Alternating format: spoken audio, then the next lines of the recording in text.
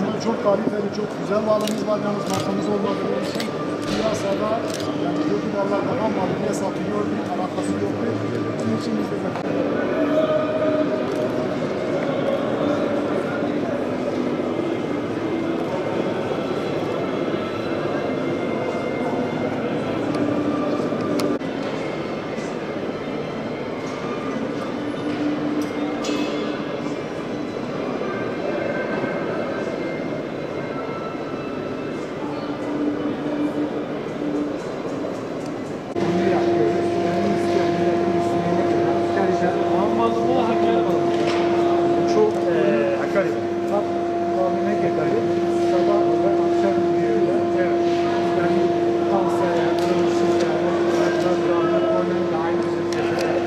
Katılım tabii ki mutluluk verici. Özellikle yerli üretimlerimizin teknolojik anlamda burada teşhir edilmesi vatandaşlarımızın geleceğe yönelik güvenlerini de artırma noktasında çok önemsenecek bir durum.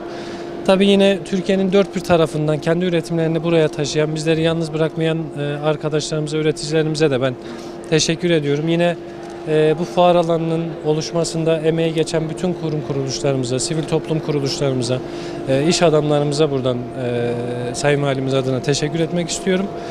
Ve girerken de bahsettiğim gibi bu tür oluşumlar, bu tür organizasyonlar her zaman ufuk açıcı, vizyon geliştirici organizasyonlardır. Burada her çiftçimiz gezerken belki bir fikir edinecek. Birden fazla fikir edinip bunu tatbik etmek için bizim Tarım Müdürlüğümüze, gerekirse ticaret odamıza, gerekirse diğer sivil toplum kuruluşlarımızla işbirliği halinde güzel bir üretim yapacak. Ki Van zaten bu konuda gördüğüm kadarıyla gerçekten potansiyeli olan bir ilimiz.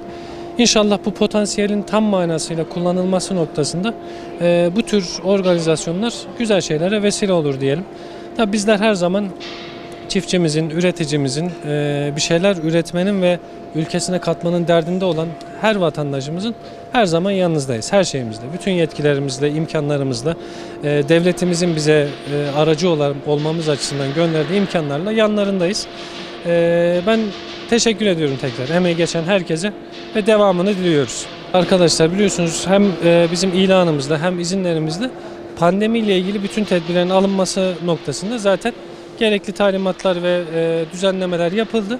Burada öncelikle tabii vatandaşlarımızın bunun bilincinde olması gerekiyor. Yine üreticilerimizin hem kendi sağlığını hem de vatandaşlarımızın sağlığını korumak namına mümkün mertebe belki vatandaşımız dalgın olabilir, maskesini indirmiş olabilir.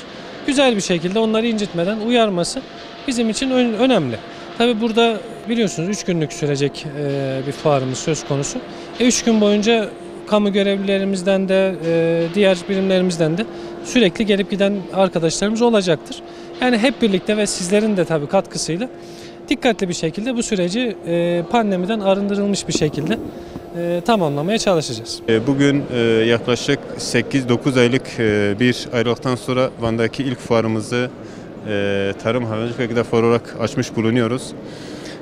Tabii malumunuz dünyanın ve ülkemizin yaşadığı bir pandemi süreci var. Bu pandemi süreci de gerçekten çok zorlu evrelerden geçiyoruz hep birlikte. Bu süreçte çok tabii riskliydi belki bir fuarı açmak ama bizim aslında daha fuarcılığa Van'da başlarken de bölgede başlarken de bizim temelde şöyle bir düşüncemiz vardı. Burada hayatın devam ettiğini, güzelliklerin olduğu, aslında buranın yani Van'ın ve bölgenin çok büyük bir potansiyeli olduğunu hep iddia ediyorduk. Bugün de yine aynı düşünceyle gerçekten de hayatın devam ettiğini ve bu kötü günlerin Allah'ın izniyle geçeceğini ve geleceğe umutla bakmamız gerektiğini aslında ifade etmek istedik ve bu minvalde yaklaşık 3 aylık bir çalışma sonunda Türkiye'nin çeşitli bölgelerinden, çeşitli illerinden yine zenginlikler getirerek aynı zamanda bilim kurulunun belirlediği kurallar dahilinde fuarımızı açtık. Mutluyuz. Gerçekten de yani biz tabii fuarların ekonomik, sosyal katları çok büyük. Aynı zamanda bu süreçte bu ikisinden daha önemli bir şey var ki o da moral, o da motivasyon. Bu anlamda da çok büyük katkı sunacağına inanıyoruz. Tüm Türkiye'nin gözü şu anda hemen diyebiliriz ki bu fuarda çünkü Herkes işte bekliyor. 1 Eylül'den itibaren yasak kalkmıştı. Nitelikli fuarlar tam açılamamıştı. İşte biz ilkini yaptık. Bugün bir iki yerde daha açılıyor ama genel olarak insanın gözü burada Van'daki fuarı nasıl geçeceğiyle alakalı. Burası sektör de ona göre kendi konumlandıracak. Ama şu ana kadar bizim aldığımız izlenim, geçmişteki aldığımız tecrübelerden dayanarak fuarın çok iyi, çok renkli geçeceğini görebiliyoruz. Her ne kadar biraz pandemi son süreçte de canımızı sıkmış olsa da insanların gerçekten de çıkmaya, yani gerekli tedbirleri alarak hayatımızın devam ettiğini de aslında bir yerde görüyoruz ve insanların da buna ihtiyacı olduğunu görüyoruz. Bu minvalde de başarılı ve butik bir fuar olacağını düşünüyorum. Emeği geçen herkese teşekkür ediyorum. Sayın Valimiz başta olmak üzere Ticaret Borsamız, Ticaret Odamız, STK'larımız hepsi çok büyük moral verdiler. Ve siz değerli basın mensupları her zaman tabiri caizse iyi günde, kötü günde hep yanımızda oldunuz. Hep bazen pozitif eleştirileriniz oldu, genelde de destekleriniz oldu. Hepinize ayrı ayrı teşekkür ediyorum.